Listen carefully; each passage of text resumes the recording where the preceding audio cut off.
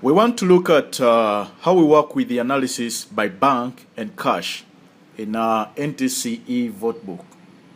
What is it anyway? Which analysis are we looking at? The analysis by cash or bank, it's a pivot table and it gives you a summary and totals of what has been spent by each bank and its corresponding cash book. So we are talking of expenditure only, not incomes. The analysis will only be looking at expenses, the expenditure part of it, how you've been using your cash and how you've been using the bank. Let's look at how we deal with that. From your home page, you can click Bank Stroke Cash Analysis. Excel will take you there. Now I have to mention at this point that each time you open this analysis, you have to right click anywhere in this table, then you click Refresh. Why do we do that? We do that so that Excel can pull all the current records to update your analysis report. In case there are some changes I've made in the general ledger, for example, if I change this bank, the first expenditure here, instead of bank 4, I want to change it to bank 2 or bank 3. Let's say bank 3. When I go to my analysis by bank or cash, I have to refresh to pull that update there. You'll notice my table nudges a bit or it expands. So each time you open the analysis by bank or cash, you have to first right click, then refresh. That is what I can say. Now this analysis is giving you the expenditure throughout the different months and by the different banks, bank 1, bank 2, bank 3, bank 4, bank 4, bank 10, Enabel grant and Enabel direct support. What happens if I haven't used bank 5? Why aren't we seeing it? The pivot table only picks values for the banks you have used. Any bank you haven't used will not be shown here. Within this pivot table, you have an option to select a month, the months you want to view. You can choose, I don't want to see 2018 and 2019, I want to see only 2018. What do? You click that filter there, remove the select all button and choose only 2018. Your pivot table will bring down all the records to 2018 only, July and August and September. I can click again, select all, so that I see all the records throughout the years. Up here we have selecting the months. I can remove that tick for all and I choose which months I want to analyze. Just like that. The pivot table will come down. Now cash 10 and bank 10 have been removed. We have only bank 1, bank 2 and cash 3. Those are the ones which are applicable for the months I have chosen.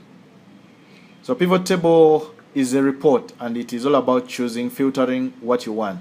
I can as well decide I want to see only cash 3. I click the bank cash and I select cash 3. So my analysis here is only for cash 3 in 2019. It happens that it's only for 2019. That's how you can play around with a report for bank and cash. I'll select all for all the options. We'll bring it back to all. I show you something new. And the banks have to be to all. So back to this. Everything is shown now. Only the expenses which were incurred in those months. There's something here. A4. When I move to that record to the end, I have grand total here. Double click if you want to see the detailed records for any transactions relating to A4. I'll double click and it creates a new worksheet here. Sheet 5. Yours might be sheet 2, sheet 3, depends. So this detailed transaction sheet will show everything starting from the date, the month, the voucher numbers and the checks if applicable up to the end, but only for transactions which use the A4 as the work plan code. So I can always delete this created sheet, don't read the other sheets, only the new sheet which has been created.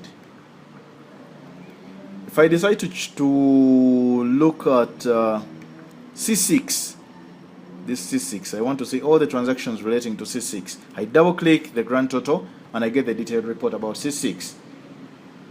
If there are 9, all the records will be shown. Still, a new sheet is created. I'll just delete it after analyzing. I can go column-wise as well. Look at Enabel grant cash. We have some transactions, a number of them. I'm going to double click grand total for Enabel grant cash. Double click. I get a detailed transaction list for all the transactions relating to Enabel cash. You'll notice that now I have C3, C6, and C6. So this list is giving me the transactions that are relating to Enabel grant cash. Still, I can delete this new sheet after analyzing. That's how you can use this analysis.